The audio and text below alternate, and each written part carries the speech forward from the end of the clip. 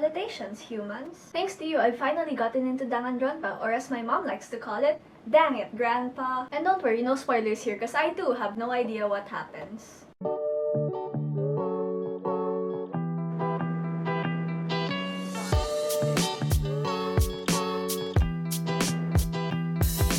Okay, let's start with Hajime. He's like a main character guy, right? So we're gonna make his tie, so get some dark green fabric. Then I'm just tracing this red tie I made before, but if you don't have a tie to trace, you can just draw a generic tie shape. It's pretty easy. Make sure to have the triangle down there, it's important. And now chop the fabric. You know, it's probably better if you went to someone else for a fake tie tutorial. Why do you trust me? When you're done chopping, your shape should look something like this. Now flip it over and fold the triangle thing the way I show here and pin it in place. Then sew a straight line on the line. It's better if you use a sewing machine, but when I filmed this, I didn't have a sewing machine, so Cut off the extra fabric and flip it right side out. Now you should iron this. At first I didn't because I really didn't want to plug in the iron, so I shoved it in a book and helped my brother with math, which took a really long time, but even then when I came back it didn't work, so then I actually ironed it. Whoa! Okay, now get more of that dark green fabric and then get the tie you traced a while ago and trace it again. Then cut it out. Remember, seam allowance. I don't know if I mentioned this a while ago, but remember, seam allowance. Now you should have these two pieces. Okay, it's kind of confusing, so let's name them. This first one that we made with the sewing and the folding, we'll name it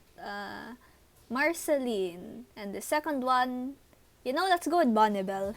So for Marceline, fold over the edges and temporarily secure them with the basting stitch. Now for the Bonnibel piece, it's better if you sew this, but it would take me more time than I'm willing to put into one tie, so I decided to hot glue. Just fold over the edges kind of like you're gonna hem it and secure. Now when you're done, either glue or invisible stitch Bonnibel onto the back of Marceline as I show here. Then, adventure time. And when you're done with that, just cut or remove the basting stitch. Wow, look at that tie looking thing. Now we're gonna make the fake knot at the top of the tie. So get some more green fabric and cut it into a rectangle. Hem the edges like I show here and fold it over and stuff. Sorry, I'm bad at explaining. I already implied you shouldn't trust me. Then I put a hair tie around the top part of the thing we just made to make the next step easier. And the next step is that I wrapped that rectangle, oh my gosh, I wrapped it around the top part as you can see, then I hot glued it to itself. You should be able to pull it off after. Then I just cut off the extra fabric and glued and folded and cleaned up the edges like you see me doing with the top part there, you know? My phone is at 2% now, alright. I inserted the thing inside the thing and then folded over that top part and glued it in place like you see here. Do you think I talk too fast? I'm really sorry about that. I'm trying to make an effort to talk slower in the tutorials. Am I talking slower? Does it help?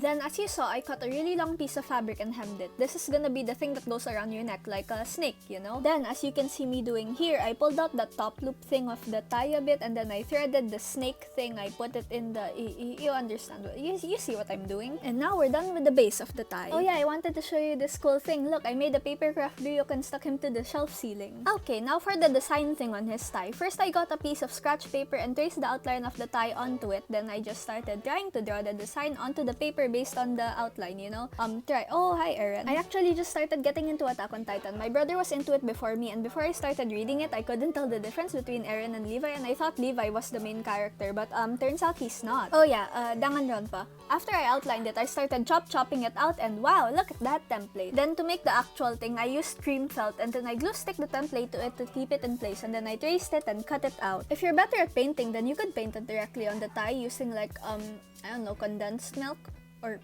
paint. Anyway, after I cut it out, I glued it to the tie. Do you like condensed milk? Do you put condensed milk in? Wait, do you put condensed or evaporated milk in champorado? I just put fresh milk, but like... Oh yeah, I cut off the extra and whoa, the tie is done. I'm gonna use green pants because it matches and because it's the only one I own. Anyway, I tied it around my neck. I recommend using a safety pin or sewing garter to the back, but I already put too much effort into this one tie. Hajime is done. Yeah, sorry, I don't do wigs. I haven't graduated electrical engineering yet, but here are some cool shots. Also, here's a skirt version just because I have a skirt in the exact same fabric and color. Now Mikan. She's cute. I don't know anything about her. For all I know, she could have killed someone. But she's cute. Let's do her apron first. Get some white fabric, and I shouldn't have done this on a white table. Cut it into long strips, like lasagna noodle strips. My mom makes really yummy lasagna. So you want to fold over the lasagna pieces on the sides and kinda hem it so it's like a neat ribbon with finished edges. Feel free to make a thicker version and use it for Aizawa. Actually, this one time my teacher said he started watching BNHA and he said his favorite character was Aizawa because he was a teacher who slept in a sleeping bag all the time. Anyway, he said we should be as motivated and enthusiastic as the students and me in HA, so hey, did I tell you about that one time I fell like 6 feet and didn't break anything? Okay, now cut a rectangle of fabric that if you were to draw an apron on a human body, it would be this part plus extra for seam allowance. I think mine was 6 by 10 inches if my memory serves me right, and that's a very big if. Now get some of that hemmed lasagna ribbon and line it up with the top edge like this, and you can cut off the extra already if you want. Pin it together the way I show and sew it. Now do this floppy thing I'm showing you right now. I can't explain it, but I'm hoping you have okay functioning vision. I actually just made that folding thing up on the spot, but hey, it turned out quite good. I sewed it in place and cut off the extra, and now take more of that long pasta and line it up on the sides and make sure there's a lot extra on top. Those are gonna be the ribbon ties for the neck. Sew it, then you should have something like this. Now yeet or gently place it to the side for a while. Now we're gonna work on the bottom part, so fold the fabric in half and cut it so that the top side, like this side, is your waist circumference divided by 2 plus seam allowance and stuff. Then this side is however long you want the apron to be. Then as you can see there's a middle line on her apron, so sew along the fold like I show here. Then cut open the fold, and now you can open the fabric and see there's a line. Then I made another long lasagna thing, but I only hemmed one edge, and then I lined it up with the bottom thing with right sides together and sewed it in place. Flip it out and it would look better if I ironed it. I didn't iron it, but it would look better if I did. Hem the two side edges, and yikes, that's wrinkly. Now get back that top piece from a while ago and some more of that double hemmed long lasagna thing. Now line up the long thing with the bigger thing and make sure everything is centered. Sometimes I wish I could have a button in real life, like in documents, where you can left a line, right a line, center, justify, just for sewing projects, but for the meantime, I can use rulers and folding, which are also pretty cool. Anyway, I sewed that together, then pinned and sewed it to the giant rectangle along the two lines for extra security. And you're done with the— oh no, wait, you have to also hem the end of the ribbon parts. Now here's a shot of me finally ironing the thing because my mom told me to. An alternative method to this is to just buy a white apron. So Mikan has this red thing, so I'm gonna do that using red felt, but I think it's better if you paint since the sew lines are visible in the picture, but the thing is I can't paint, so felt it is. As you saw, I used a ruler to measure the width and stuff, then I traced and cut out this shape that kinda looks like Lego piece 60849 but flattened. I actually have a lot of this in gold from my Joker's Notorious Lowrider set. It's one of my favorite sets that I own. I sewed it on with an invisible stitch, which you can't see even from the back because it's invisible. Just kidding, I used white thread. Then I cut off the extra, and yes, we're done with her apron. Now for her leg bandages, I cut a long strip of stretchy white fabric, and for some reason while cutting it, my brain thought I lived in a world where I don't have radish legs, and I thought this one piece would be enough to cover my entire leg, but of course it wouldn't even reach past my knee, so I cut out another piece with the same width and sewed it together and tied it on again, but guess whose leg is still too gosh darn chunky and had to sew on a third one. For her knee patch thing, why does she have so many injuries, I just cut out more of the same fabric but in a square shape and then another smaller square shape and stuck them together. For her arm bandage, luckily I can use the one I made for Halloween, Bakugo. Veronica's skirt. So she has a pink puff shirt with a white collar, and I only have a pink puff shirt with no collar, but I have a white shirt with a collar. So, never mind, that looks kinda stupid. Maybe if you buy one of those fake collars, like I'm not gonna do that, I have no more time, but if you want. Apron time. Well, guess who overestimated her height once again? Fold it. And it's a problem for never again. So I know she has plain white socks, but the only white socks I can find right now are Batman socks, which are inarguably better, so I'm gonna just put them on because that's what you do with socks. I have science varsity in a few minutes. I have to finish this segment at least. Look, it's like toilet paper. Science varsity starting in a few minutes. I'll film this after. I'm back to science varsity and I'm here to bandage myself after I tie this again. I feel like I should say something like interesting or nurse related while doing this. Or I can just cut off the time lapse. Oh, I need a safety pin. Guess who can't find the safety pin? Oh, the leg bandage is on. I'm gonna tape this to my knee. I was gonna hot glue it until I realized you're not supposed to hot glue things to your body. I had this brain because I thought it would be funny to hot glue something to my hand, but after I did that, it wasn't so funny anymore. Masking tape. Why does she have so many bandages? I wrapped my thumb in the bandage. How much does she get injured that she needs this many bandages? I mean, I've never played Danganronpa 2. Is she from Danganronpa 2?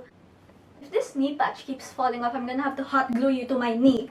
Oh, wow, you fell off. You really want to be hot glued to my knee, huh? For the hair, I'm not gonna bother. Dark hair with bangs, dark hair with bangs. It's the same thing to me. Hi, I'm your nurse, and I'm going to nurse you. Give me your blood. Oh wait, I have a syringe. I put pink paper inside. I don't know what she does. Does she hold the syringe? And here are some extra shots of Mikan because she was fun. Okay. Kokichi I hear he's popular. Is he popular? I like his scarf. This is my white blood cell shirt. It's actually just a normal long sleeve polo, but I like naming my clothes after anime characters. It's raining, so I'm not sure if this is gonna work, but I just wanna try this thing. Oh, that looks okay. Alright. Pin. I don't know how I'm gonna get this off, but whatever the next shot is, I got it off. I think.